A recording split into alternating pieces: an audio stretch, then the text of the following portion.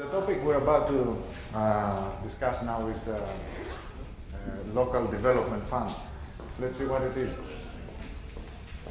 About the as early of 2000, the local authorities thought of ways of enhancing entrepreneurship in order to boost economic activity. The financial support was secured by the public power company, which operates in the area of Western Macedonia. And that is the main reason why this project was materialized. Otherwise, it would have problems related to the topic we've discussed earlier on with the guys from Estonia. The fund was granted as an offset for polluting the environment and exploiting the region's underground. It was aiming at supporting development in various sectors of social and economic life. West Macedonia is located, as you see, in the northwest parts of Greece. It's the only region that does not border with the sea. And I'm saying that because it lacks the tourist income, which is much added value to the other regions which have developed the tourism sector as well. Nevertheless, it's underground. Even if it's mountainous, it's very rich in fossil fuels. So that is why the PPC has established their main infrastructure works and keeps exploiting the ground. The added value regarding the local development fund was estimated at the time that would have a remarkable income in the local economy.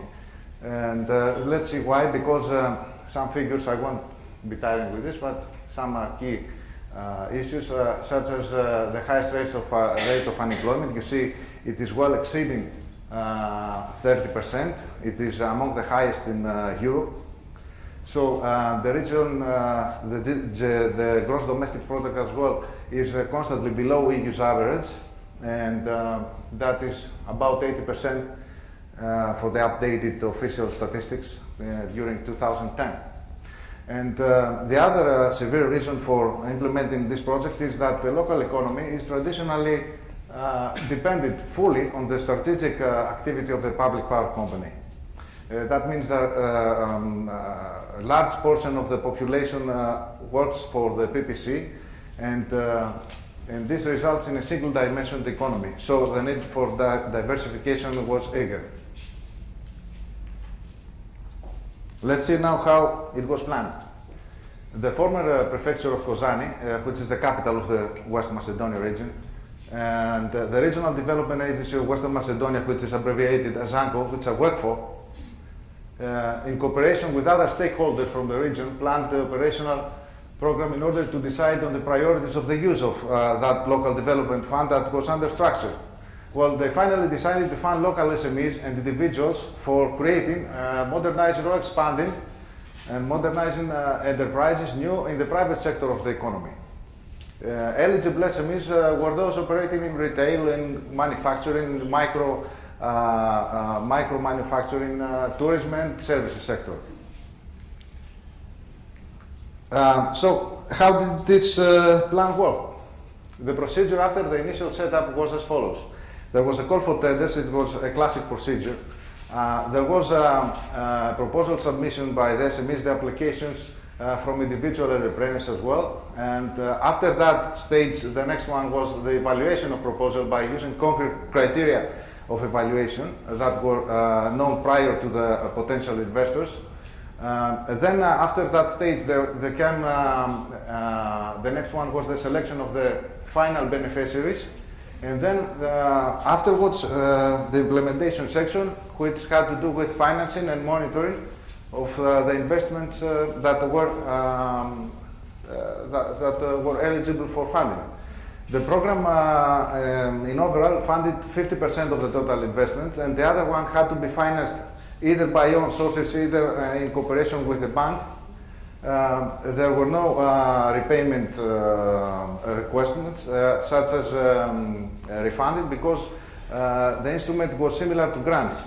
Eligible costs for funding were basically those related to tangible and intangible assets, such as infrastructure works and some intangible things like advertising expenses and establishment costs.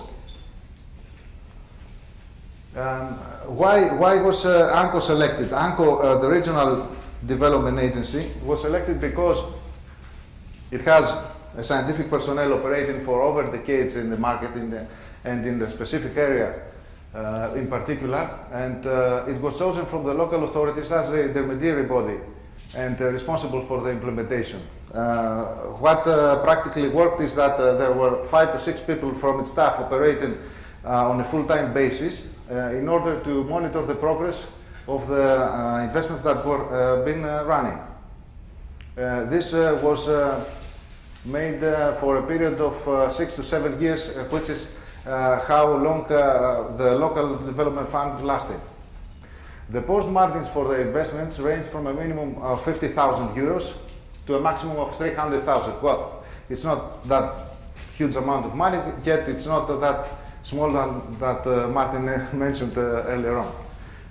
So the payments were gradually made in compliance with the agreed timetable. That means that a project was usually completed within 1 to 2 years period, and this was this had to do with its complexity.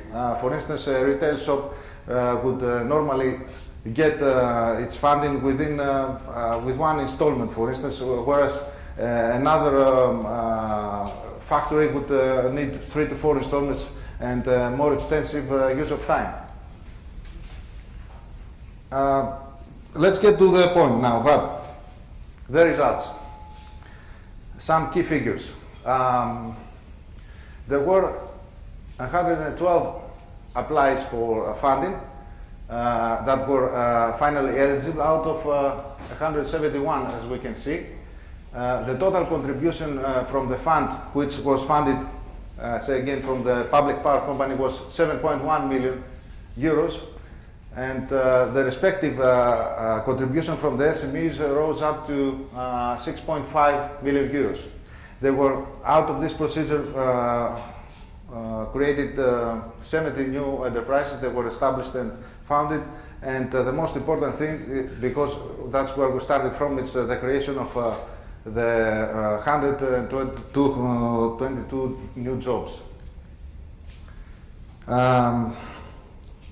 Okay, perhaps it's not the best practice in the world, but we finally come to an end and we have to conclude. Was it worth it?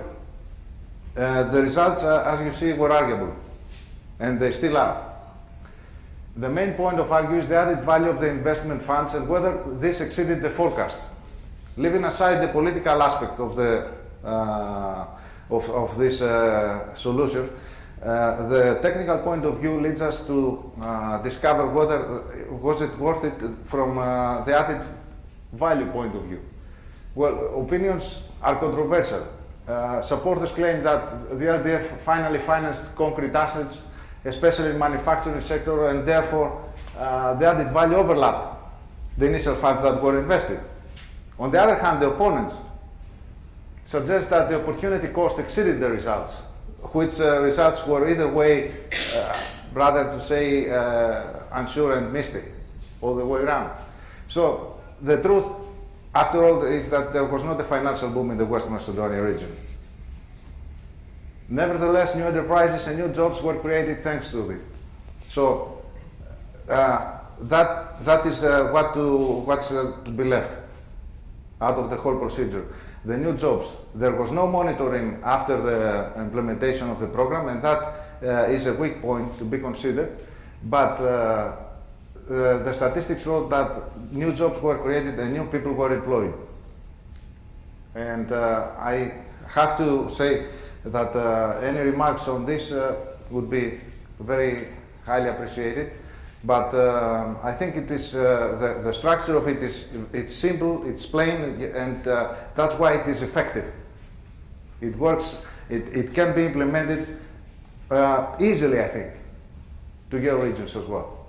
The main point is finding the funds. I mean, the fundraising is the hard point. We in West Macedonia had the public power company to fund this. I don't know whether in your regions would have that potential. And that's all from me. I'm open to any questions now.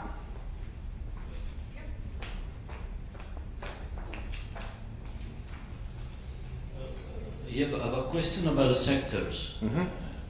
Because with this instrument that you just created under 22 new jobs, you were mainly dedicated to tourism and agricultural service. But which kind of companies came up and which kind of new jobs you created with this instrument? Yes, a nice question. I thought of being short in my presentation, so I didn't present this portion.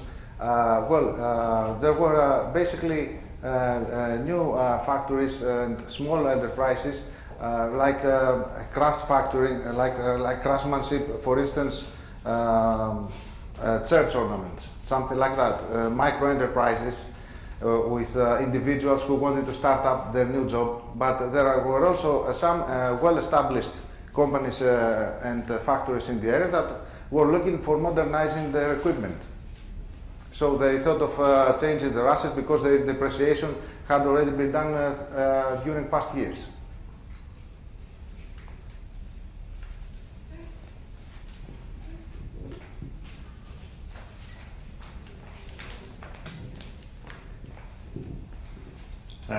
It's just a comment, much more than a question, because I know very well the cases, and the speech I will have tomorrow is very much related with yes, it's quite similar.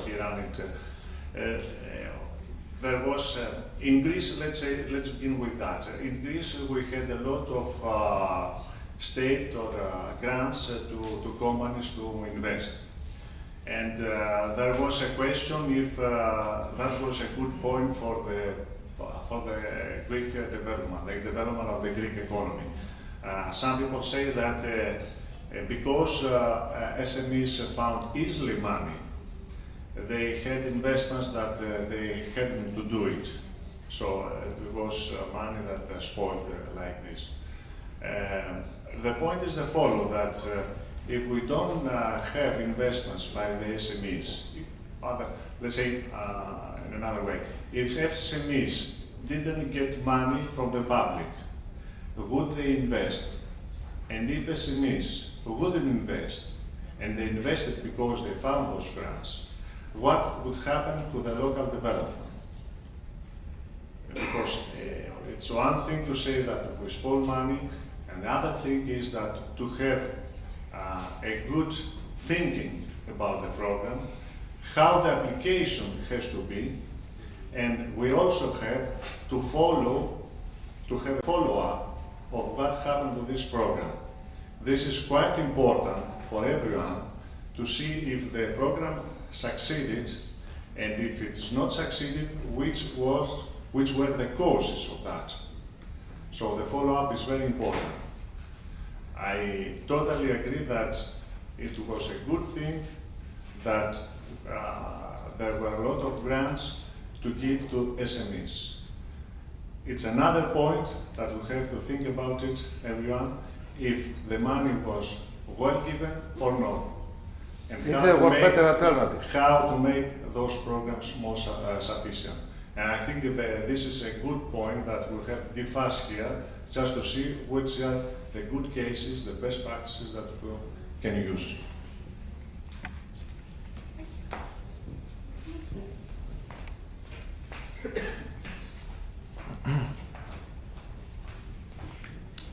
Hi, was there any specific eligibility criteria for people applying for funding? You said it was aimed at SMEs, yes, or well-established companies. Was there a size band, sector band, or any other terms and conditions required? Yes, there were some minor restrictions, such as the percentage of the equipment that as the cost of the total investment. I mean, one company couldn't invest more than 50% in buildings as related to the total cost of the investment.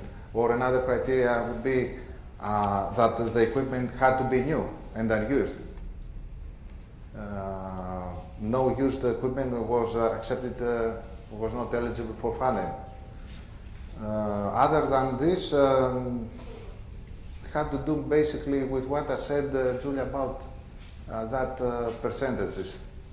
I mean, one wouldn't make an investment that was 100% advertising. That wouldn't make sense from an economic point of view. I mean, it's logical, isn't it?